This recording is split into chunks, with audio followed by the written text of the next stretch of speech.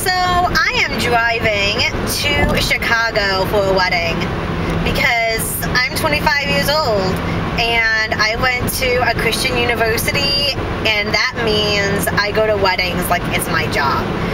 So that means I'm taking yet another trip up to Chicago through Illinois. Let me tell you, Illinois is a really boring state to drive through. There really isn't anything to look at. It's this farm, and then another farm, and another farm, and another farm.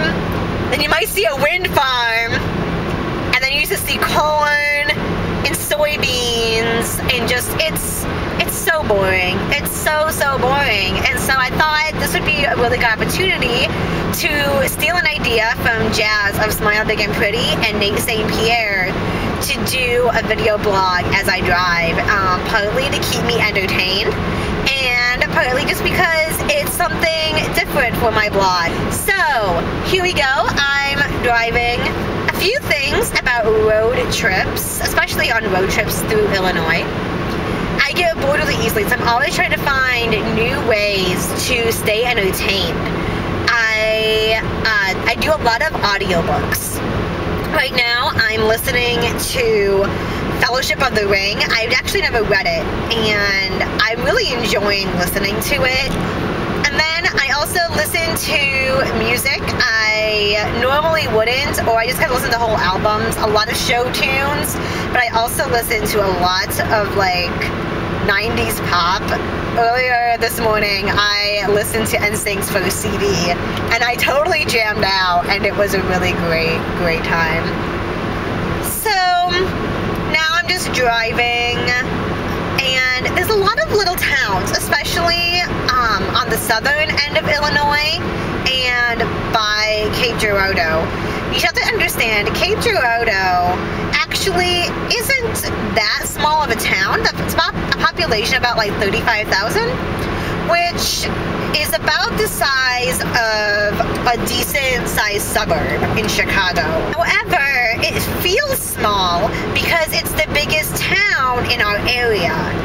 Like, there really is nothing else around Cape Girardeau. There's a few other places, like there's like Jackson and a few other places, but not really. And so when people are, oh, I'm gonna go into town, or I wanna go to the mall, or I wanna go to the movie, they go to Cape Girardeau.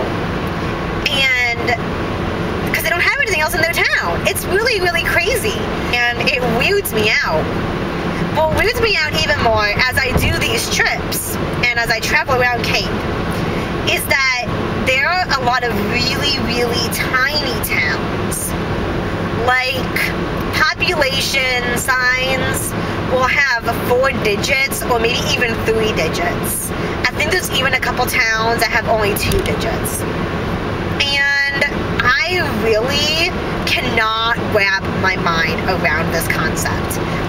It completely blows my mind. I come from the south suburbs of Chicago, which, you know, is about the same size as Cape, but there's so much surrounding it that you think you're just in this big city all the time.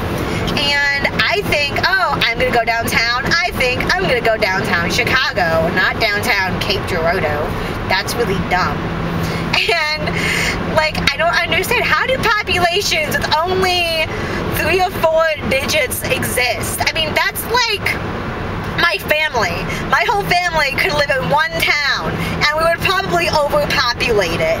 I don't understand. I don't understand. And I know I probably sound like the biggest spoiled city girl in the universe when I talk about this. But it's the truth, and I don't understand small towns. But guess what? You can't function on your own when you only have like 5 people in your town. It just doesn't work. Another thing that I think about as I'm driving, one of the towns I always stop in is Effingham. It's about halfway between Cape and Chicago. They have this huge white cross outside of it. And I can never decide if I like it or not. Part of me is kind of like, oh, that's a really nice landmark. Because now I always know, oh, there's Effingham. You can't really miss the town because there's that huge cross. And it kind of makes me think of that one place, I think it's in Italy, I'm probably way off, but it has like the huge Jesus, and his arms are out wide, and he's standing on like a mountaintop. It kind of makes me think of that. And when I think of that, I think of Romeo and Juliet with Leonardo DiCaprio, and it's like all dramatic with the big Jesus. Then the other half of me is kind of like, man, that's really obnoxious. Is that really necessary? I'm all for sharing my faith. You guys who read my blog, you know I'm a really strong Christian. I'm a youth minister, and I have no problem sharing my faith. However, I'm not a fan of shoving it in other people's faces. You can share your faith openly without having to be really obnoxious about it. And sometimes when I look at the big crosses like that, I just get all, man, and now everyone's gonna be like, oh, there's those obnoxious Christians again, just shoving their faith in my face, and that just makes them not want to love Jesus, which isn't the point. And so I get really torn about things like that. I love musicals, which all of you know. I love singing show tunes on the road because you can listen to the whole soundtrack and just kind of like tell the story, and I can pretend I'm Idina Menzel or Kristen Chenoweth, or you know, I can really fake being Christine in Phantom of the Opera really, really badly. And it's just really, really fun. Which then it made me think of Glee last night, because sometimes I pretend I'm Rachel Berry. And because you know, you have to be like all like emotional, like really into the song, and then like push away the emotion and close your eyes. I'm not really gonna close my eyes because I'm driving, and that'd be really bad. But then it made me think of Glee. And Glee made me want to cry last night. And I realized something. I really need to stop watching TV shows and movies and reading books that make me want to cry. It's really ridiculous. I mean, Hunger Games, and I watched the season finale of season 2 of Doctor Who last week. Holy crap, I just wanted to curl into a ball and die. Grey's Anatomy is ending this year, and those episodes have been super dramatic and emotional. Once Upon a Time was even emotional this week. And then I watched Glee last night, and I'm not going to give you guys any spoilers if you watch Glee, but you haven't been able to see it yet. But holy crap, and I'm just like, really? What is up with everything? Everything I watch makes me want to cry. So I don't know if it's just a trend in media right now, or if there's just something really wrong with me where I get overly emotional. This is a brand new sensation for me, which you would think is weird because I'm a pretty emotional person.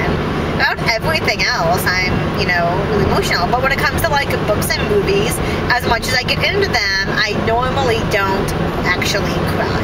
And lately, it's been like, every time I turn around, I'm like, oh my gosh, the world is ending! And I don't know what's wrong with me. Don't you just love this peek into my head? It's really fun, I guess. Later on this road trip, I'm going to share with you guys some of my favorite wedding memories, because what's the fun of having a life like Wedding Crashers and 27 Dresses if you don't have some fun wedding stories? Like, let's just be honest here. So that'll be my next video blog from this road trip that I hope you all will enjoy. Share with me maybe what do you guys do on your road trips when you need to stay entertained and awake and alert. I'd like to know. Maybe I'll get some ideas for my next road trip.